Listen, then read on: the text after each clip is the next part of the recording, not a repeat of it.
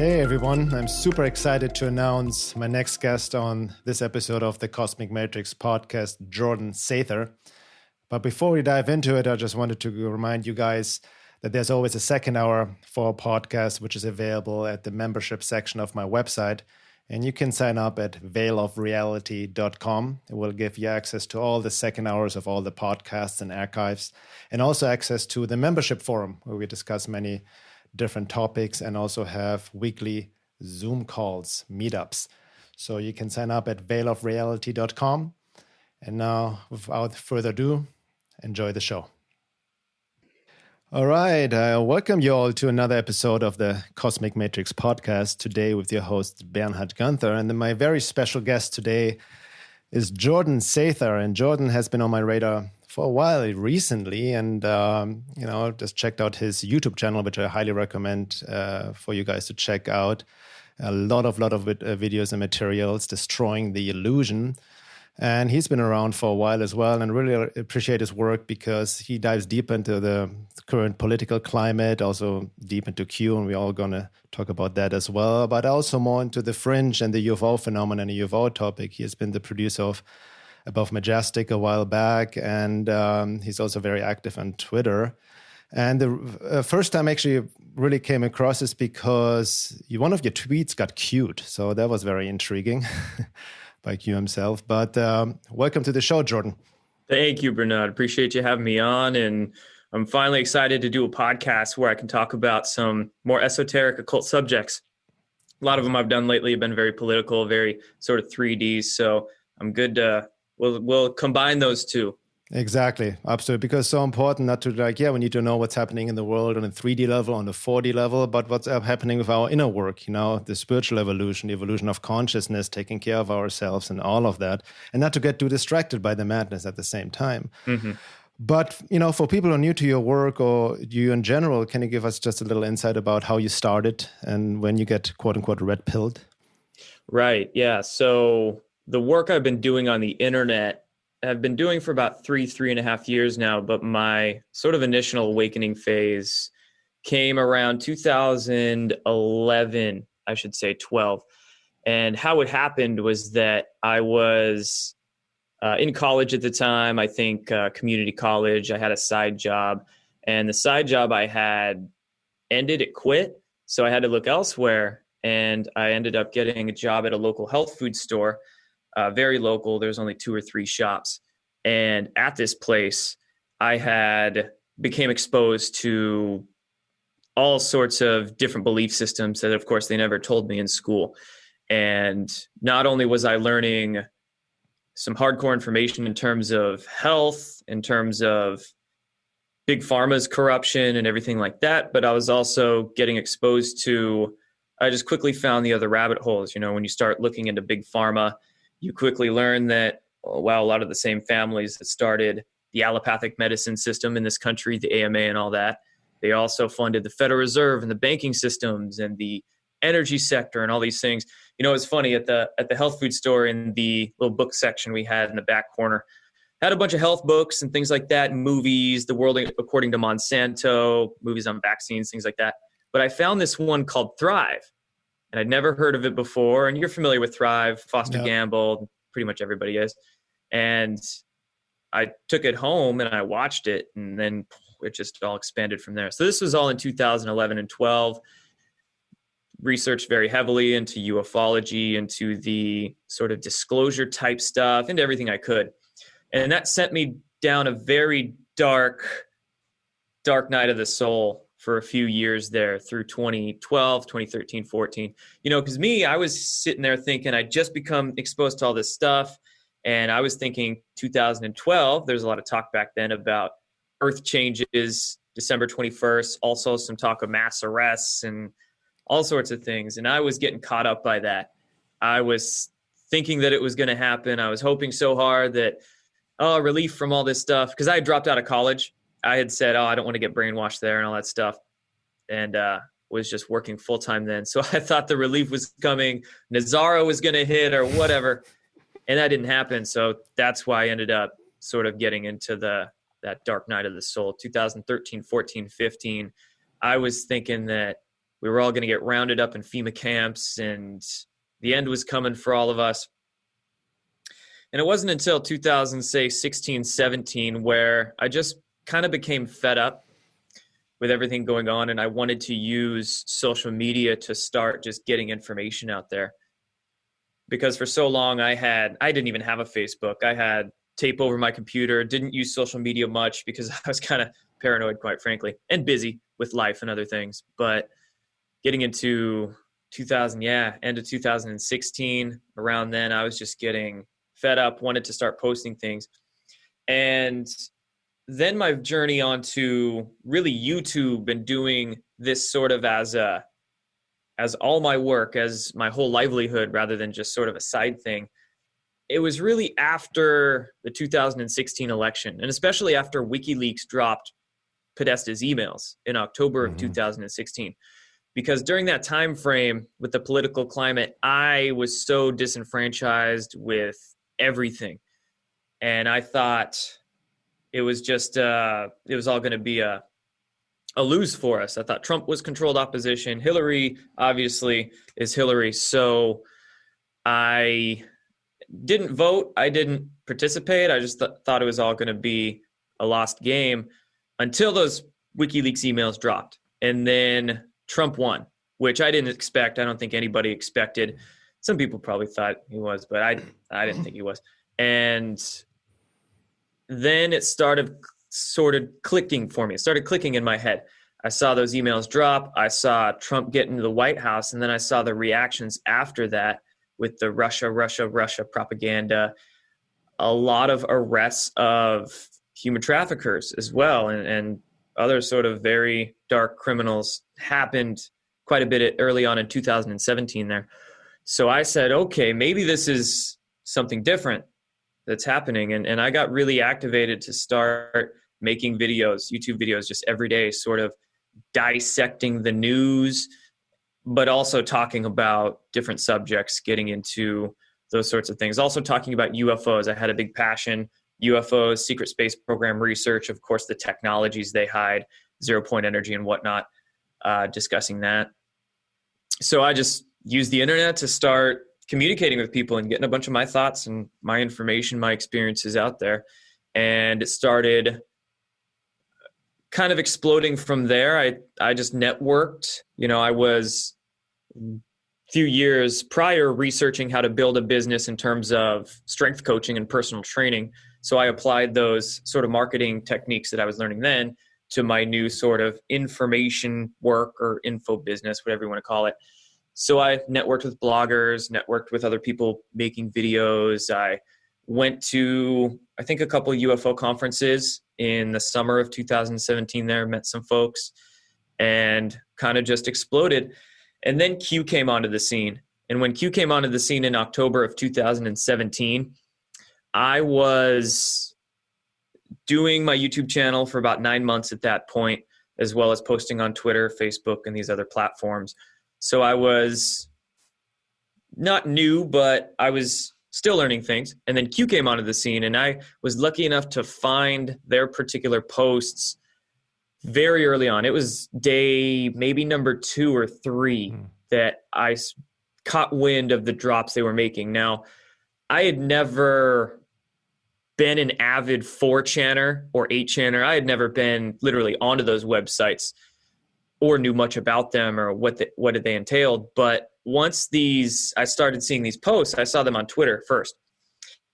What they were saying, what came through these drops was just, whoa. I said, this is nothing like we've ever seen before. And the different concepts they were bringing together, questions they were asking, topics they were getting into, it resonated with me very early on. I took it very serious early on, and I wasn't sold on it. It took me probably a good 5 to 6 months to really be like, okay, this is some legitimate people with legitimate intelligence doing this operation. But I was talking about it on YouTube for maybe day 2, 3. And from there, I was probably the first person on YouTube, might have been, to talk about it. Anyway, my channel just exploded and view count exploded. And also with that came a lot of censorship. which I began dealing with in 2018. Even earlier than that, Amazon cut my affiliates account with them in 2017. But ever since then, it's been just nonstop censorship and discussing all my passions, everything I feel like people need to know, whether that's health, big pharma corruption, ufology, technologies, and sort of the political environment, QAnon, and what's going on there. And I also try to talk about the consciousness aspect too, and some sort of higher dimensional, higher philosophical standpoints. But I push the envelope as much as I can there. I have sort of a mainstream audience, but I do have a lot of audience that are very deep as well. So I'm just trying to bridge a lot of different communities, help people come together with ideas and information with the work I do. Mm-hmm. No, beautiful. Thank you for sharing, Jordan. Yeah, absolutely. I think that's very important, this more what I call holistic approach, right? That not just fixated on one thing or even identified with one thing, but we need to look at it all, and especially also the inner work, because we are on a shift, so to speak. So it's all about the evolution of consciousness as well and aligning ourselves. And, you went through the archetypal darknet of the soul, like many of us, the disillusionment process, right? When you even caught in some, I remember 2012 as well, when all the hopes are high and all of that and all these Mayan calendar predictions. But then nothing really happened. It got worse from that day on. So it actually, in a positive sense, helped to wake up a lot of people, and you understand the process is confronting the dark within and without. And, the way you describe it reminds me also, I can see myself and you as well, in the sense of that seeking truth is like this, it's a continuing process. It's not like the moment you have it, like, oh, that's it, right? It's a process of discovery. And I've, similar to you, like, and my listeners know about that, my philosophy work, I was all like government whatsoever, it's two birds of this, or two wings of the same bird. It's all corruption, left and right. It's the same old. And I remember also 2016 when Trump got elected, I didn't expect it whatsoever. I was laughing out loud. And I thought it was a great thing, but from a different perspective, because I had no attachment. I never got triggered by Trump, by his tweets. Right? I thought, like, this guy creates so much friction and people are going to get triggered. It's a great catalyst. Like, if people would apply shadow work. That was my exact standpoint too, because same thing. I remember going to bed really early on the night of the election, waking up at maybe 3 or 4 in the morning, and I checked my phone. Trump won? I'm like, what the hell? But then dissecting it and analyzing it, trying to look at it from different viewpoints or a little deeper, within a couple of days, I'm like, yeah, even if he's corrupt, he's such a loudmouth and people are pissed off, triggered by him, that triggering is necessary to wake people up, bring out their shadows. Yeah. So totally. Exactly. But it's gotten so extreme that especially the left has exposed such hostility and evil in their projections, like hate, literally, towards the man. So that was always got to me. Why do they hate this guy so much from day one? And all this Russian, accusations, all of it, I've always, as if he's the next Hitler, literally, and then the mainstream media creating this evil image of him, which doesn't relate to reality. If you really just, look at what he says as opposed to what people interpret he said, these kind of things. But it's really fascinating that you got into this whole Q phenomenon early on. That's very interesting. And I heard about it, and I wrote an article about it, a lengthy article. And that's a whole topic I'm really excited for you to get into with you right now, because it's very polarizing. Not only in the mainstream, we heard recently on Twitter, they purged thousands of QAnon accounts and censorship. So that's already should tell you something, right? I wake up every morning, check my phone, worried you're big, exactly. I've got friends going down left and right. It's crazy. I know. But it's also crazy what I've experienced within the quote truth movement, quote, because I don't what is the truth movement, but there's all the polarization, right? It's a psyop, Trump is a Luciferian. They're just, we're fucked either way. It's very this nihilistic approach, and there cannot come any good through the government whatsoever. And it's a very black and white approach, or strawman argument, or throwing out the baby with the bathwater. But what I've noticed in the mistake I made, I totally completely dismissed Q as a typical psyop, controlled opposition, not worth, and even wrote something on Facebook about it earlier this year. Until I had, as I wrote in my article podcast with my friend Tom Montag, and he laid me down the basics, the research, and I realized, you know what? I have never really sincerely looked into it. I have not done the research. And I feel many people who dismiss it offhand never really truly looked at the drops, because the one thing, and that's what I like to get the insight as well, because beside there's one thing what Q posts and drops, and there's how what people interpret and think he said, because there seems to be so many split off groups. And what turned me off at first were all these, especially when COVID happened around April or something, or February, these insane lists of what's supposed to happen with mass arrests and all of that. And when I researched deeper, Q never really said something like this, and it can be really easily misapplied or misunderstood. So what is your take on that? Oh, yeah. I'm happy having this conversation with you right now, because you're saying things that I wish thousands of people out there would say and understand. So exactly with your point about you need to differentiate between what is said about Q versus what Q has actually said. And there's a lot of stuff I see among the Q community, among the greater general mainstream public as well, that words you've never even seen in Q's drops, things discussed that Q's never even mentioned. Like, for instance, more recently, this Wayfair phenomenon that went viral a week or two back, where somebody noticed that things being sold on third-party e-commerce platforms like Wayfair, Etsy, Walmart, etc., Amazon, that they would be $10,000, $15,000 cabinets that somehow have the name of a missing person associated with them, like they share the same name. Anyway, this big viral claim that human traffickers use third-party platforms to buy and sell their criminal goods. And there's maybe truth to that. I'm not denying it. We can't put it past the sick folk out there like that. But Q had never once mentioned Wayfair, nothing in regards to it, nothing like that.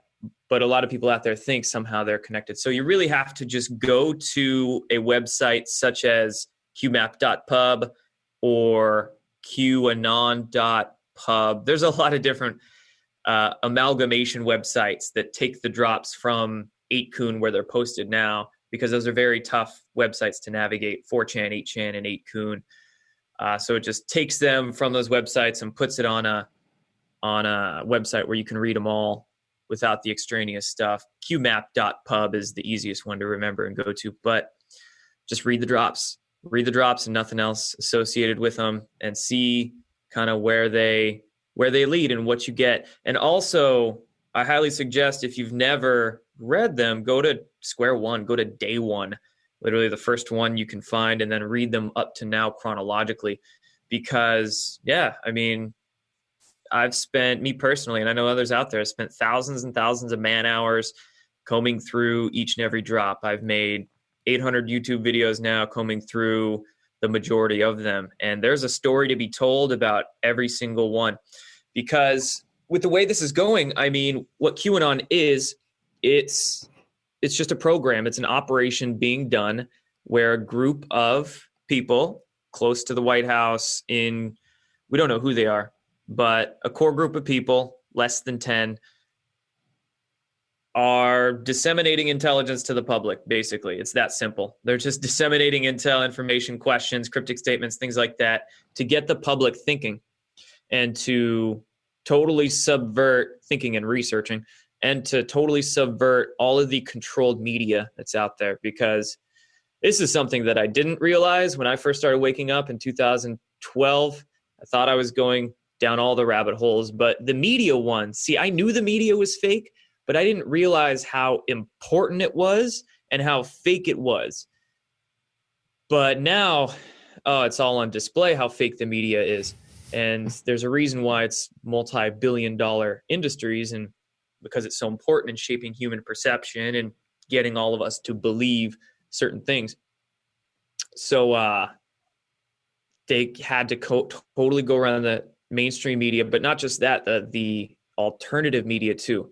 There is a lot of controlled opposition, a lot of paid agents all across alternative media, conspiracy media, whatever you want to label these communities as. They're everywhere.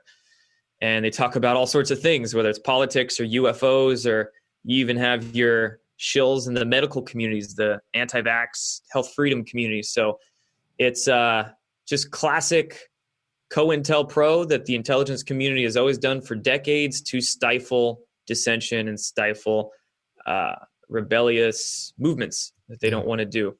And in speaking of Q being a psyop, now that we're on that subject, controlled opposition, this is something I struggled with a lot in the first few months of them posting, because I'm very young. I don't know much about government or the intelligence community. I'm just interested in disclosure and ending all the corruption out there in the world and everybody waking up. But so I was trying to dissect, well, maybe this is some sort of psyop or anything like that. But the subject content of what they were disclosing and the breadth of information, how holistic it was. Speaking of that, how holistic their topics were and the hardcore nature of them.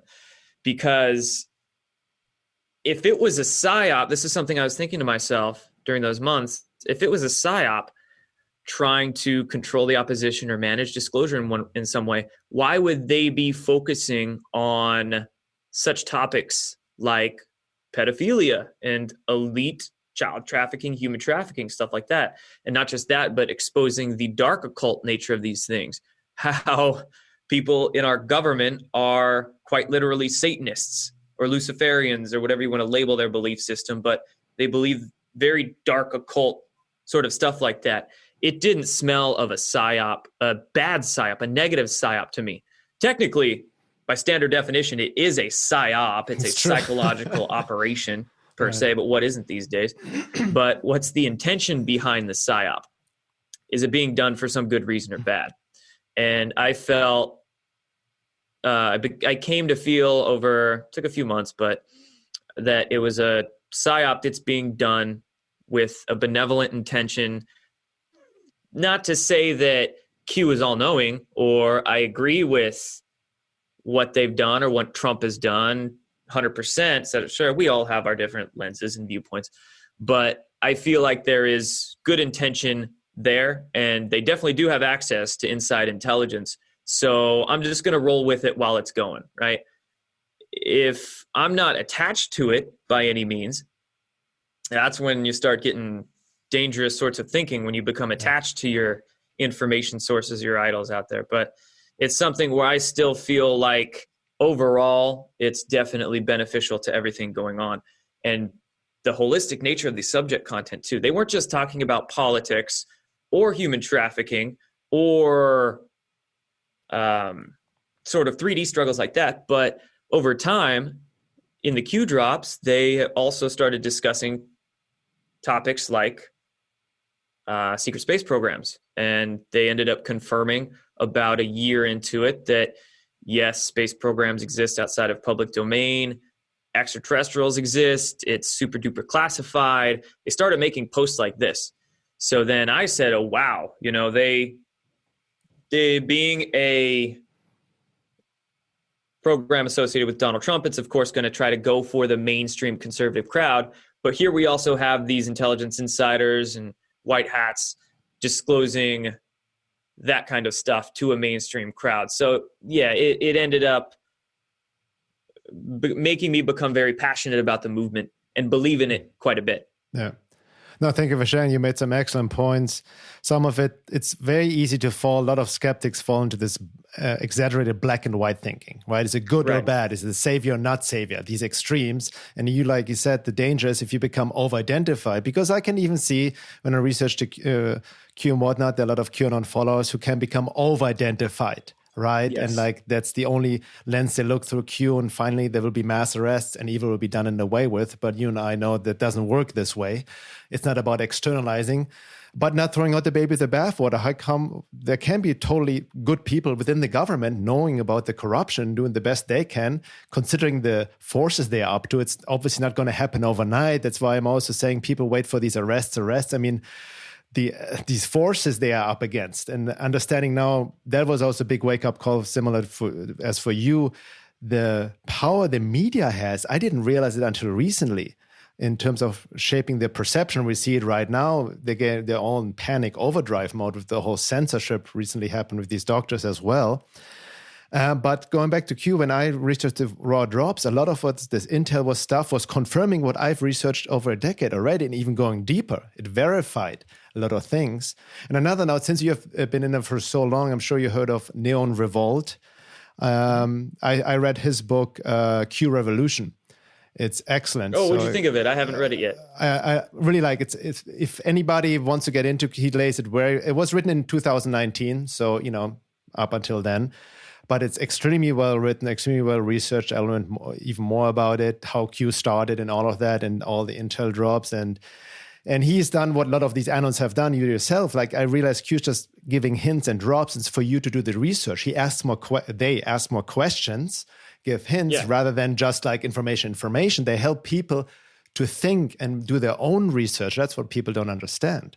And that's a very important point. And there's a few reasons for that. One of the reasons deals with, very logical here, is national security concerns. So with a lot of active investigations going on by the FBI or whoever in the federal government, CIA, NSA, they can't disclose information pertaining to current investigations by law. So what can they do? They can just ask questions, make cryptic statements, use symbolic characters to talk about people, certain things like that, right? So they have to phrase things cryptically and ask questions, but also just with the Socratic method, by asking questions, it gets us thinking, us researching, us sharing the information. And this happens from a grassroots, organic way. And by them throwing hints out there, it acts as a laser pointer. So they point the laser at something with some question or statement, and then the thousands, tens of thousands, hundreds of thousands of people now start digging into that information. And once I ended up becoming familiar with the way 4chan and 8chan work, I think I finally logged on to the websites where Q was posting when it was 8chan. They first started on 4chan, posted there for about a month or two, ended up dealing with some resistance on there, probably a lot of CIA attacks and whatnot. Again, it's tough. It's not really black-white, but it kind of is. NSA versus CIA, good guys, bad guys, in general, sort of. But anyway, they were dealing with a lot of resistance, ended up going to 8chan. I finally logged on to 8chan in maybe December, 2 or 3 months into Q's drops, and trying to figure it out and learning about the community that was forming there. And it's an amazing... I should preface this. 4chan and 8chan, don't log on to them if you're, faint of heart or I tried weird websites with weird stuff posted there. But in the particular boards, in the particular section that was created for Q by the Anons that they're called, the Anons are the folks that posted those websites, it became this incredible community of open source information finding. And that's what blew my mind the most, is when Q would point the laser at things over the years and the Anons would start researching these subjects, so much incriminating stuff about the deep state, different players in the cabal. It's open source. Like, these people actually are really, really dumb. They left their Instagram accounts public. They didn't think anybody would find them. Just so much information searchable, easily searchable out there. Yeah. And then it would get found and posted to 8chan on these boards. And then people would find it there and then circulate it out to the other platforms, Twitter, Facebook, and elsewhere on the internet.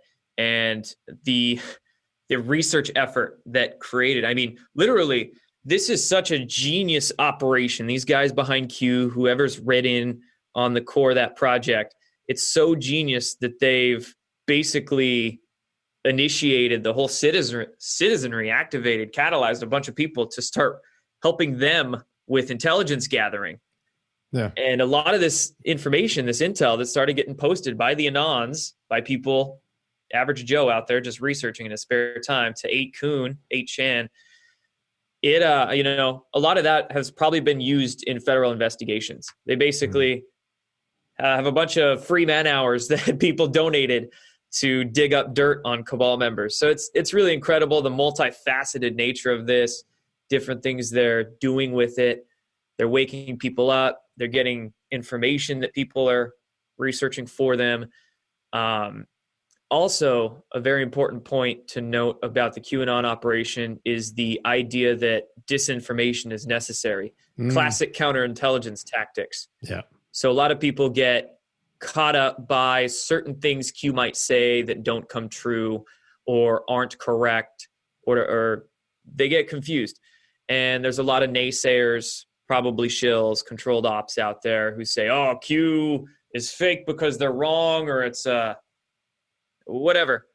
But if you're understanding, well, if you have these guys who are in the government or the intelligence community, these white hats, good guys who are trying to take down bad guys in the intelligence community and in the political sphere, if they start posting to this website where the whole world can see, sure, they're going to want to post information, questions, statements to help wake us up. But at the same time, they have to be strategic about it. And they can use this program, this Q operation, to throw out false hints here or there, counterintelligence threads, that then confuses the deep state or makes the bad actors, do something stupid. So that's just basic. You understand, we're not going to understand every single thing that Q posts. Many of them are far too vague, or they're just stringer characters or whatever the case. All the drops aren't meant for us. Yeah. There's a variety of things they're doing in these drops. The majority of them is to wake us up, get us questioning and researching. Yeah. A handful of them are probably drops to operators in the field looking on the website for the post, or whatever the case. We could speculate. And then some of them are meant for the bad guys, codes and messages to them. So that'll help the viewers out there who aren't familiar. No, that's very good to understand, because I've just started to research for 4 or 5 months ago, and I'm still like, wow, learning. And yeah, like you said, you need to learn the language of the way Q posts, and there's a strategy, even wisdom behind it, because the way whoever's behind Q, they understand they need a certain critical mass awakening of these topics before even quote unquote arrests can happen, or even before, there's the interrelationship of the evolution of consciousness. You have to have a certain level of awareness of these topics before action can be taken. It's similar like shadow work, trauma work, like the psyche will not reveal more until you have integrated more. So the more people become aware, the easier it will be to really then follow up these steps. And it's very fascinating, because it's the Socrates approach of asking questions, but also very typical what you just mentioned with disinformation, the art of war. Sun Tzu, I just recently read as well. It's like it's exactly that, applying. Yeah, exactly. And you've got to look at this. If you're thinking about Q, you got to look at this through the lens of somebody that has been in the intelligence community for probably 30 years. And that person's going to know a lot. They're going to probably not trust anybody. And they're also going to talk in such a way that is the most vague, cryptic shit that it's like pulling teeth trying to get any answers from these people. And that's who we're dealing with when it comes to the people posting as Q. Now, they want to get information out to the public, but it's like, I'm just sitting here like waiting for more drops on UFOs or something like that, because the 3D stuff to me gets old. Right. I get it. We need the mainstream out there to wake up to the corruption in politics and media. But yeah, there's a bigger picture here. And I'm always tweeting about the sort of higher consciousness stuff, the free energies, the different spiritual, free energy technologies, different spiritual concepts, things like that, to get that mainstream audience going that direction, thinking big picture. Like once these arrests start, they begin whenever within the next year or 2 or 5.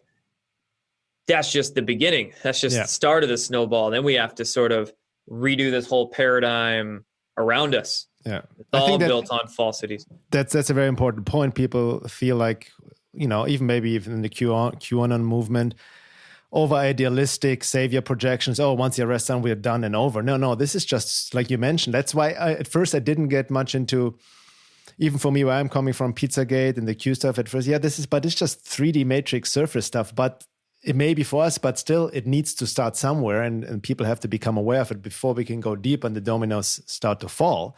And now I understand even more, because I neglected politics for so long, because like, screw politics, it's all nonsense. So I had to re-educate myself what actually happened, the Russian collusion hoax. Now completely proven as a lie. It was there was never a Russian collusion. The unmasking of General Flynn, Obamagate, and how all of this ties together, and it's so correct, like Q said several times, you cannot go straight for the king, right? You have to have the right players in place, and then I understand even where Trump comes in of putting certain people into position. Even then, I remember, I forgot the name, but the district in New York or New Jersey, the judge got... the Southern District of New York. Exactly. Got it, changed out, and the week later, Maxwell got arrested. Yes, exactly, the attorney in the same district. Exactly. Little things like that. And another thing I want to get your insight into, because what I was so fascinated about reading the Cube, because some of these predictions don't make sense. It's like he says future proves past, right? Mm-hmm. And there's these weird, like, quote unquote coincidences, which are not coincidences, but some drop from last year, 2 years ago, and then happens exactly a year or 2 years later. Like 1 year delta, 2 year delta, or like something, you know what I mean? So there's this weird, are they just that good in planning, or ties that more into this looking glass technology or something like that? Okay, yeah. So as well. You said that you've been following the drops for like 5 or 6 months.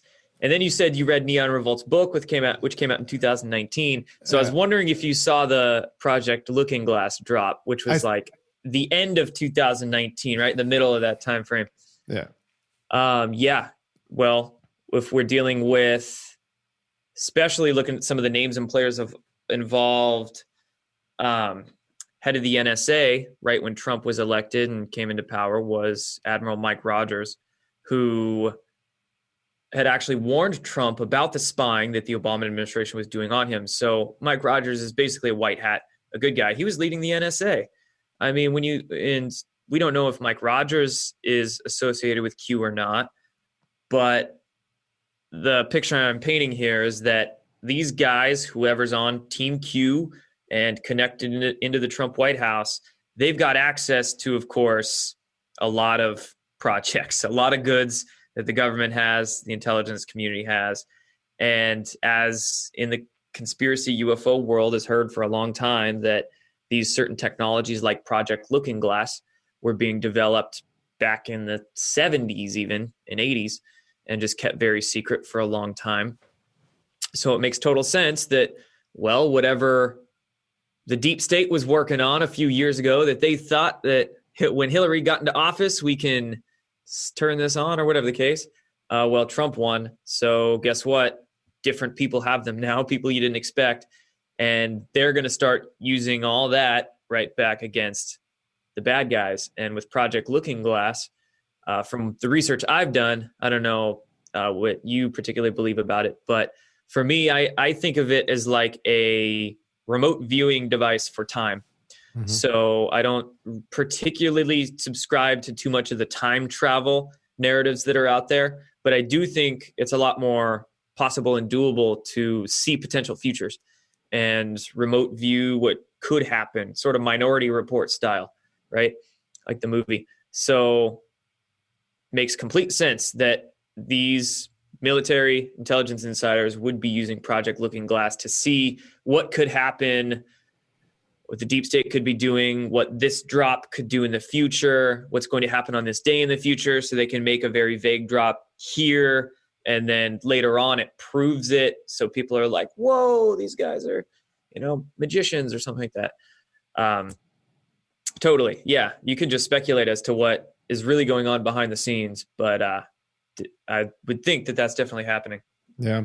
Yeah. I wrote about in my article on QAnon, PSYOP or the real deal, the Great Awakening. I looked deep into Project Looking Glass, which I came across like years ago. Prior to 2012, there was Project Camelot. I don't know if you remember them.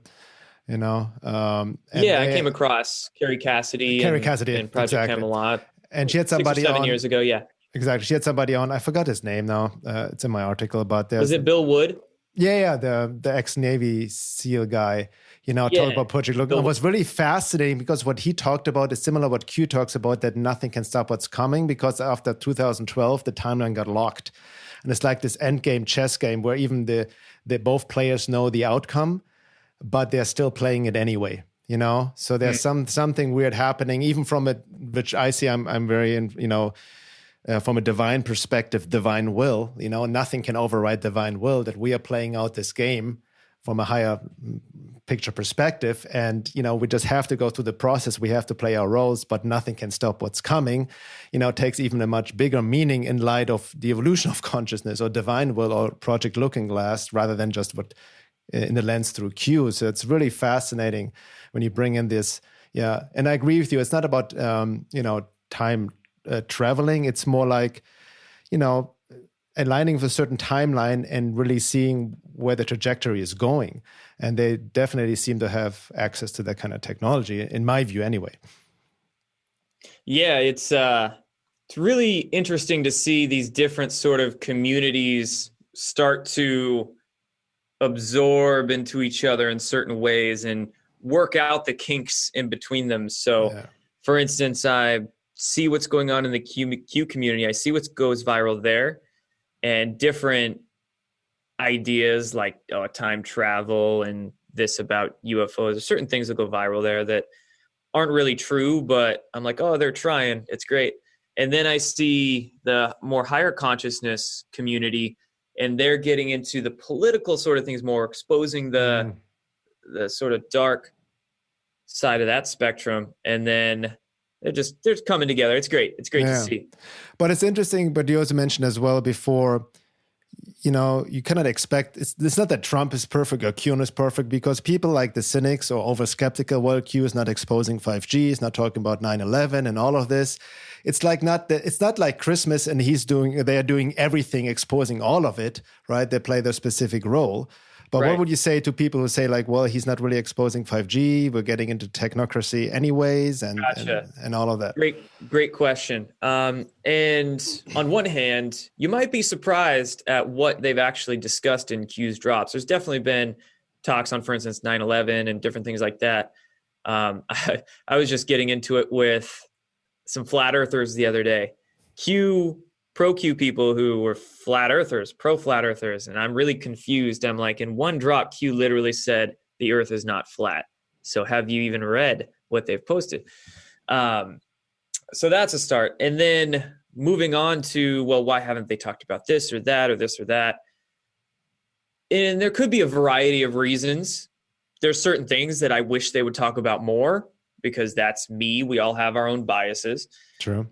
But in the same vein, there's certain things where I'm like, wow, I'm surprised they even talked about that period. I'm surprised they put Project Looking Glass out there, and they didn't need to. They didn't need to make posts about space programs existing and ETs and whatnot, but they have. So you can play devil's advocate to that side of the question.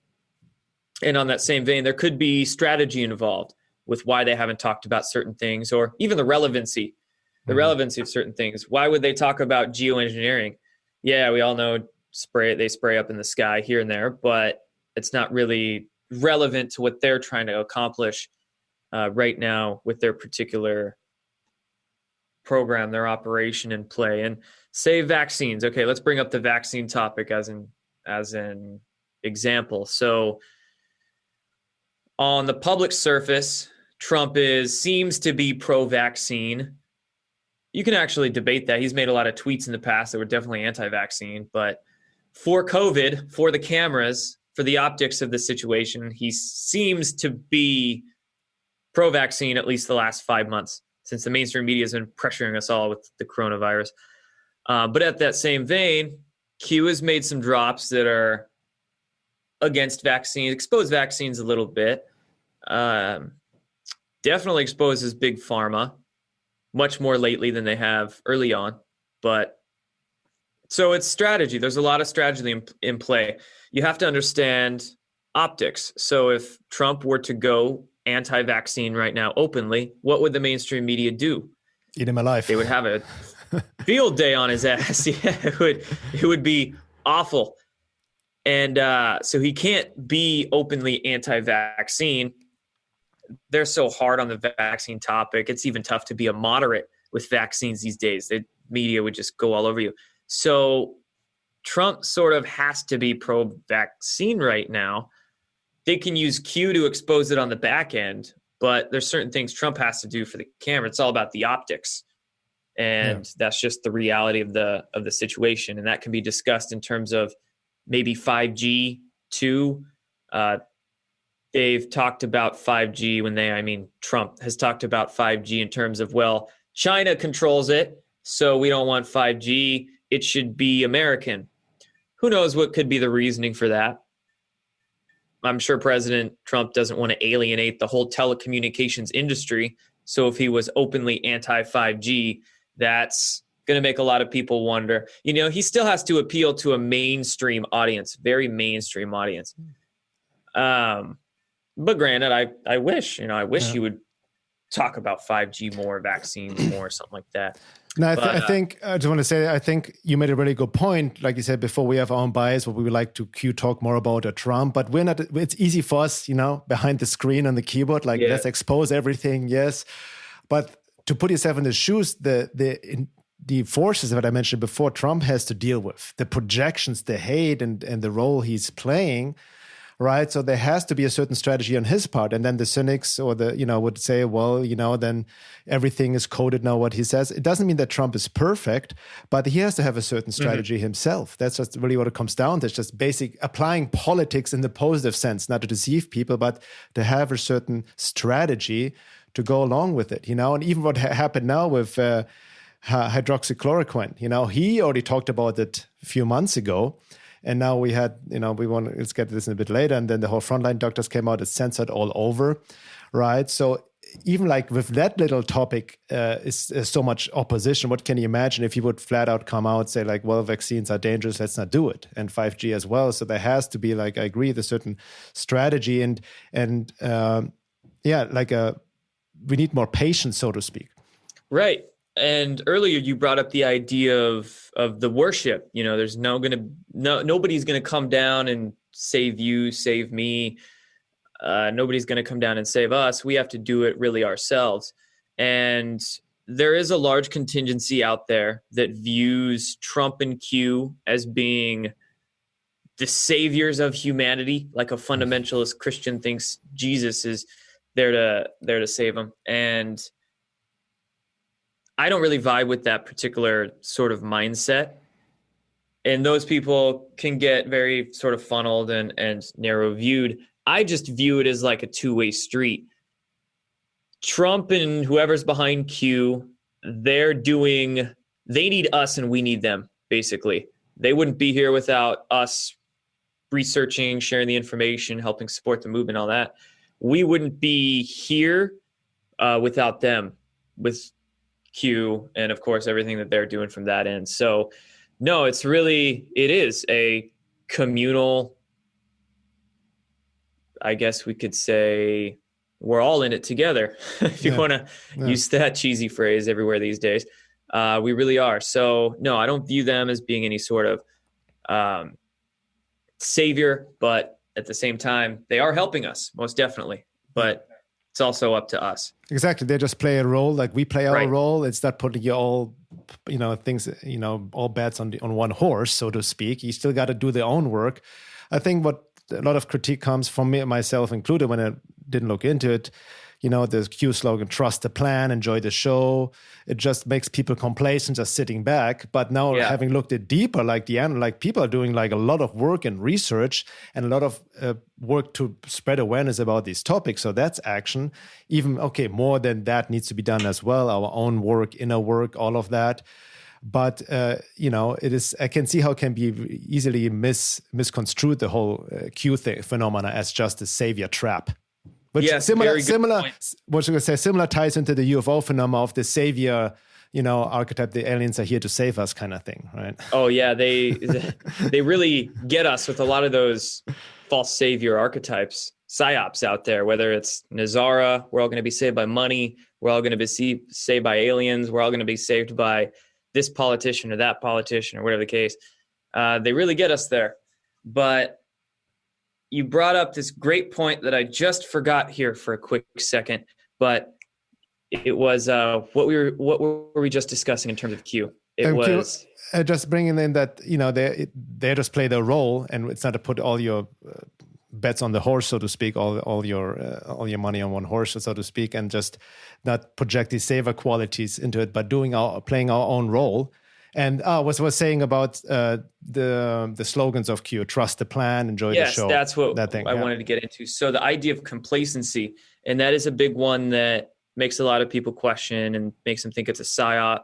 There's these lines of thinking out there that Q is making everybody complacent, so they're not going to do anything, and that is the goal of the psyop, assuming it's a controlled opposition, malevolent psyop. And just like you said, looking into it, you're like, wow, this has catalyzed thousands and thousands of people out there to literally devote their lives to making memes, sharing memes, digging up information, sharing that information, making posts on social media. Some people are even running for Congress now that claim to be Q followers and whatnot, whether they're plants or real well-intentioned individuals, I don't know. But it really is catalyzed a lot of people to do outside work.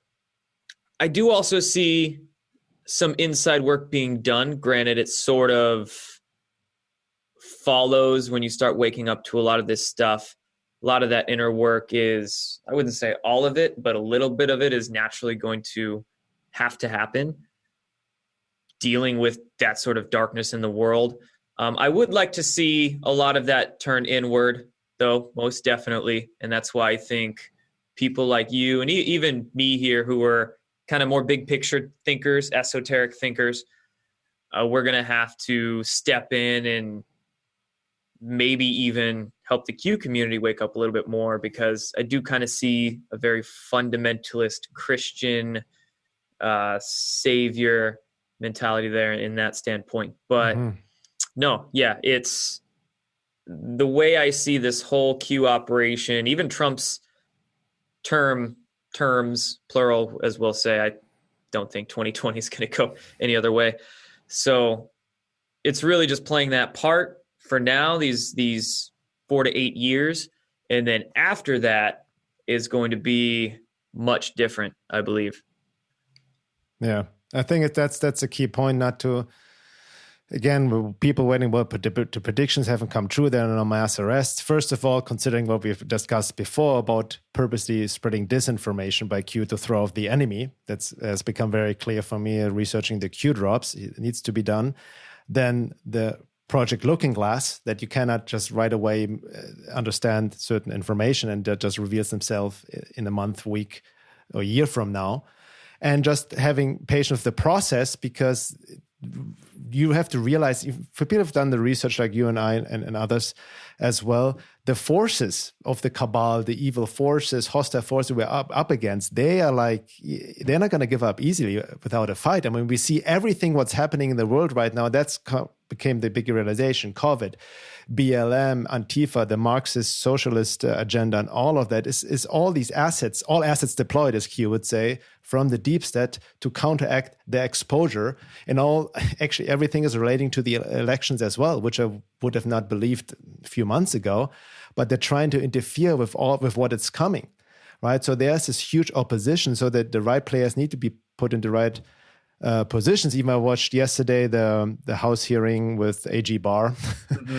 I mean, as much as I could stand. And yeah. I know, but he was holding himself really well. But this toxicity of the left, and it's not about even what also people don't understand. I want to get your take, but even Q has said it's actually not about Democrats versus Republicans, right? This is something way beyond. This is good versus evil, the archetypal battle of good versus evil. And even nowadays, these forces, what I call hostile forces, just work through the left. It's just the left and right. What we see nowadays is not what the left and right used to be. It's very different. This is a very good conversation. So another thing that sort of initially sold me on Trump, really, and actually General Flynn and the whole movement of Q, was that in 2017 I looked into Trump's past, and I saw, oh, he actually used to be a registered Democrat, and now he's a Republican. That's quite a change. Not a lot of people know that, actually, and not just Trump, but General Michael Flynn too, his national security advisor at the time.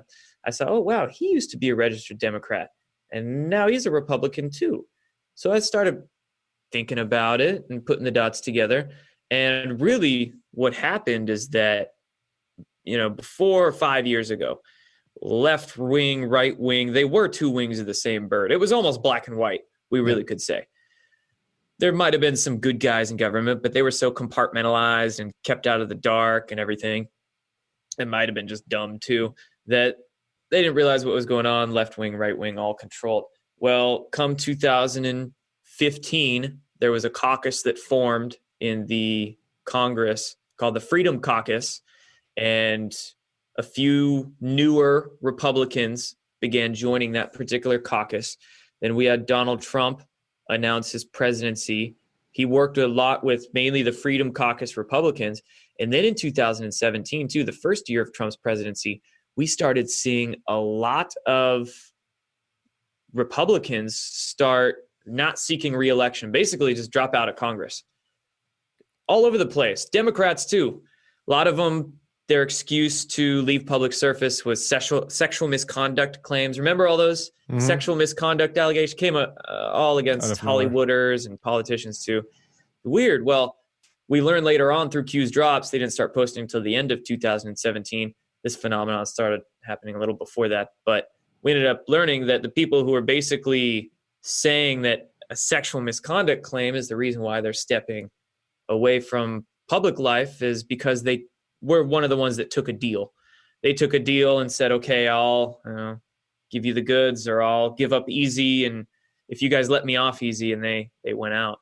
The ones we see in politics now and still in Hollywood being the loudmouths are the ones who have probably so much dirt on them and they didn't take the deal, and they're just fighting tooth and nail now. Like you said, kind of playing out the part, playing out that chess game.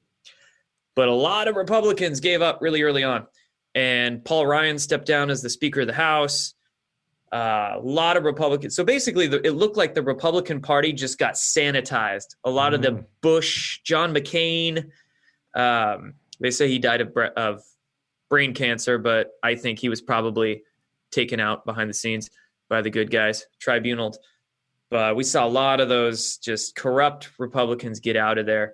So they sort of had to sanitize that party and then use that to take down the other one, which is what we're seeing now. Yeah. The left is just god-awful, being put on display. Really, they're letting the left just expose themselves to the greater public. Public wakes up and sort of sees what really is in the government that way. And then 2020 election, and after that, I think the Democratic Party will then become sanitized. That's sort of the 4 to 8 year scheme that I'm seeing them do.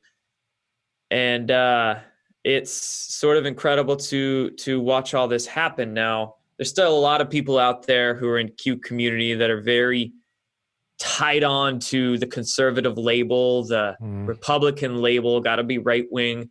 I think over time that'll sort of, people will move beyond that. And like you said, in Q's drops, they've repeatedly said to people, it's not about left and right. It is about really good and evil. And people making bad choices or people making good choices, thinking of themselves or thinking of the other, if you want to use it in that regard. Because, of course, we know good and bad are just perspectives. It's really all about either serving just self or other. And that is definitely being brought back. So, yeah. Thank you for that, because that's really important to understand, because most people, like myself in the past too, see Q as this in the mainstream is far right wing, which couldn't be further from the truth, but also just Republican Trump supporters. It was hilarious when I started getting hit pieces written about me from the mainstream media. Yeah. They would always call me right wing. I think actually the first website to write a hit piece featuring me in it was Right Wing Watch. Oh, and wow. I'm sitting here like, man, half of my YouTube channel is about aliens, and I never, even talk about use the word conservative. I hardly even use that word. Yeah. So it's funny how they're just trying to it's almost as if the mainstream media is trying to force people back into that left-right duality, and that right is bad or left is bad. They don't care. They just want to pit people against each other. But yeah, I mean, I could care less about right wing or conservative. Actually, it kind of gets on my nerves when I hear people in the Trump administration talk about online censorship, and they try to box it into as if it only happens to conservatives. And that's sort of towing the duality there. Yeah. Online censorship doesn't only happen to conservatives at all. I've had much more of my content simply about health and COVID treatments and things like that sanitized and censored more than anything having to do with politics. But I can see that, yes, the conservative ideals would get censored on Google by the big tech companies more than the left communistic, whatever you want to call it, socialistic, mind-controlling label. But in general, no, it's definitely not about left-right in any regard, really. It's just sort of like we've been talking about. There's a strategy in play with these 4 to 8 years, and a lot of things we just sort of have to deal with, and it is what it is. We still have a very 3D public out there that needs to wake up to the 3D things, and then they can move on to the higher realms. Yeah. No, thank you. Thank you for sharing, Jordan. That's excellent, because that's, I see the blind spot of the Qanon. You can easily fall again in the dualistic thinking of this like superficial left versus right. But again, if you look in the Q drops and really what has been done behind the scenes, like you just mentioned, Republicans have been taken out and exposed just like Democrats in the past, right? So it's no difference. It's about just truth and also not identifying. It's so funny, like you mentioned, because I've got my attacks. It's just human nature. They need to, label people. I've been called anything from new age, liberal, crazy conspiracy theorist up to right-wing white supremacist Nazi, and people cannot even make their minds up anymore, right? It's just they throw the conspiracy theorist label out there so much. It's like 5 years ago, the left-wingers were conspiracy theorists for questioning vaccines, and now the right-wingers are conspiracy theorists for supporting Trump. It's just confusing. Yeah, it's very... Well, excellent, John. So we're at the end of the first hour. In the second, I really would like to get into what also you alluded to, like the disinformation within the QAnon movement, especially certain individuals like Austin Steinbart and recent tweets of... You brought up that name. Sorry. It's going to be a good second hour. And Kevin Shipp, very interesting, that guy all of a sudden coming out with his false Q claims. And, Yeah, Kevin we can talk more about recent developments, definitely. And then we'll see what kind of other weird stuff Convo goes And into. then definitely look into the UFO. I'd like to get your take on it based on your research. Absolutely. And what you've done into that is a very important conversation. And that's a conversation that I hardly see anybody out there taking the angle I'm taking with it. So I feel like I'm the only one, really. Exactly. I think you would agree with some of the things I'd say about it, though. I think so, too, especially recent developments. New York Times announcing Pentagon UFO papers. So that's interesting out of nowhere. Who we can trust so much, right? So yes. But before we close off, for anybody who wants to know more about your work, where can people reach you or see your videos? So my website is jordansather.com, and you can find links to pretty much all my social media on there: Twitter, Facebook, IG, the main ones, Parler as the alternative, and then YouTube as well. So excellent. I will just link it below as well. Thanks so much, Jordan. And we'll be right back. All right. I hope you enjoyed the first hour. If you want to have access to the second hour, if you're not already a member, you can sign up at my website, veilofreality.com. It will give you access to all the second hours of all the podcasts, as well as to the membership forum and weekly group Zoom calls. See you on the other side.